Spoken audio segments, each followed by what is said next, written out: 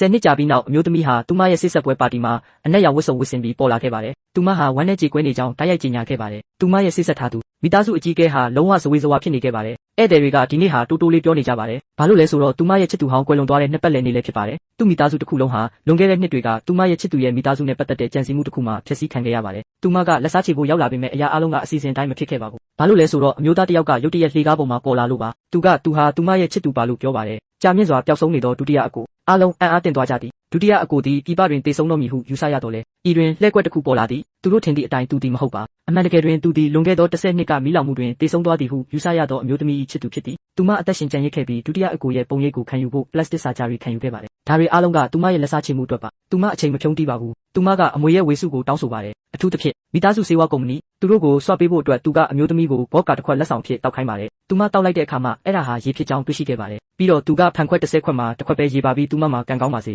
စစ်ဆက်ထားသူကဒေါသထွက်နေပေမဲ့ဒုတိယအကိုကသူ့ရဲ့ယက်တီချက်ကိုရှင်းရှင်းလင်းလင်းပြောပြီးထွက်သွားခဲ့တယ်အဲ့ဒီညနောက်ပိုင်းမှာဒုတိယအကိုကအမျိုးသမီးကိုသူ့အခန်းထဲမှာခြောင်ပိတ်မိနေပြီးမိသားစုကိုဖျက်ဆီးခဲ့တဲ့သူကိုဘာကြောင့်လက်ထပ်ခဲ့တာလဲလို့မေးတယ်သူတို့နှစ်ယောက်လုံးကိုသူမနောက်ထပ်မဖုံးကွယ်တော့ပါဘူးသူတို့ကတူညီတဲ့အရာကိုလိုချင်တယ်လို့သူမကပြောပါတယ်အဲ့ဒါကတော့လက်စားချေဖို့နဲ့ကုမ္ပဏီရဲ့အမှောင်ဆုံးလျှို့ဝှက်ချက်တွေကိုဖော်ထုတ်ဖို့ပါသူမရဲ့စစ်ဆက်ထားသူပေါ်တစ္ဆာရှိမှုဟာသူ့ရဲ့ယုံကြည်မှုကိုရဖို့လုပ်ရတဲ့တစ်ခုသာဖြစ်တယ်လို့သူမကရှင်းပြပါတယ်သူမပြောတဲ့အခါသူ့ချစ်ဆုံးသူတေဆုံးသွားတဲ့သူကသူမသူ့အကြောင်းပြောနေတယ်ဆိုတာသူသဘောပေါက်လိုက်တယ်သူတို့တင်းမာတဲ့မဟာမိတ်ဖွဲ့ဖို့စတင်နေချိန်မှာပဲစစ်ဆက်ထားတဲ့သူတကားခောက်တံကိုကြားလိုက်ရတယ်ဒီတင်းမာတဲ့အခိုက်အတန့်မှာဒုတိယအကူကတင်းငိမ့်စွာသူမကိုသူ့ကိုနမ်းဖို့တောင်းဆိုတယ်သူ့ရဲ့စစ်ဆက်ထားတဲ့သူတကားဖွင့်ပေးလိုက်တဲ့အခါသူဝင်သွားတော့သူ့ကိုသူရှာဖွေတွေ့ရှိသွားမလား